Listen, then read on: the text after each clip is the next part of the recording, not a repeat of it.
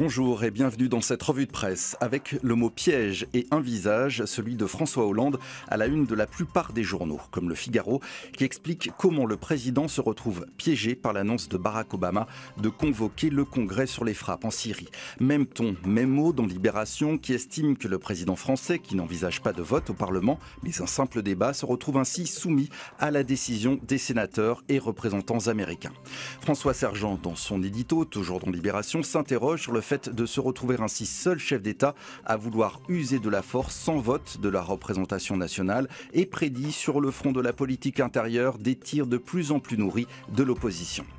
L'autre grand titre de la presse aujourd'hui, c'est la rentrée, le grand bazar selon le Parisien aujourd'hui en France, qui a sorti la calculette pour la semaine de 4 jours et demi, qui concernera seulement un écolier sur 5 cette année, une rentrée en rythme au pluriel que l'on retrouve également à la une de la Croix. Le Figaro a choisi un autre sujet de rédaction ce jour de rentrée des profs autour du thème de l'enseignant du futur. Il sera très connecté avec ses élèves via les réseaux sociaux et Internet, qui ne fera plus de l'école le lieu principal de l'apprentissage, mais l'endroit où l'on valide et où on réfléchit ensemble.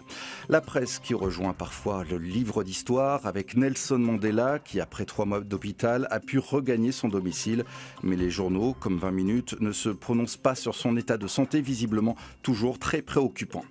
Comment relever le défi de l'épave du Concordia ? Libération détaille sur 2 pages les moyens humains et technologiques inédits qui vont être déployés autour du bateau de croisière échoué sur les côtes italiennes. Il s'agit du plus grand renflouage de navires de toute l'histoire, mais aussi probablement le plus cher.